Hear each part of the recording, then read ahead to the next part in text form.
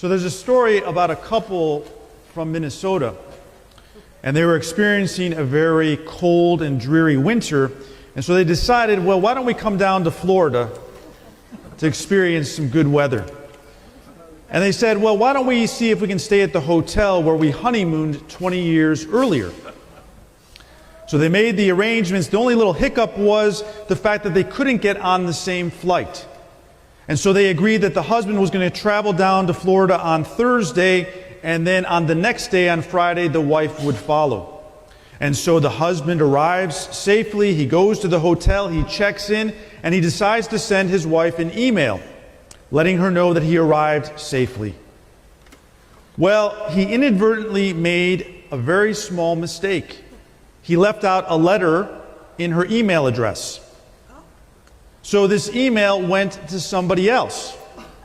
Now, the recipient of the email was a woman in Houston, Texas, who earlier that morning had buried her husband. Her husband was a minister.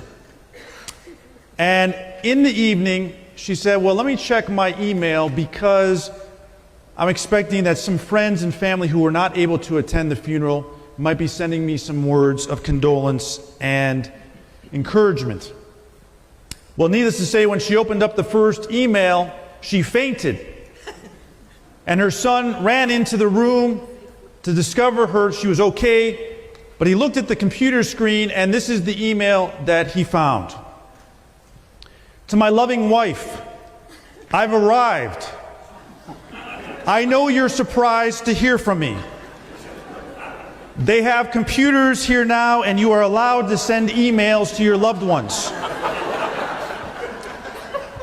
I've just arrived and been checked in. I see that everything has been prepared for your arrival tomorrow. Looking forward to seeing you then. Hope your journey is as uneventful as mine was. P.S. It sure is hot down here.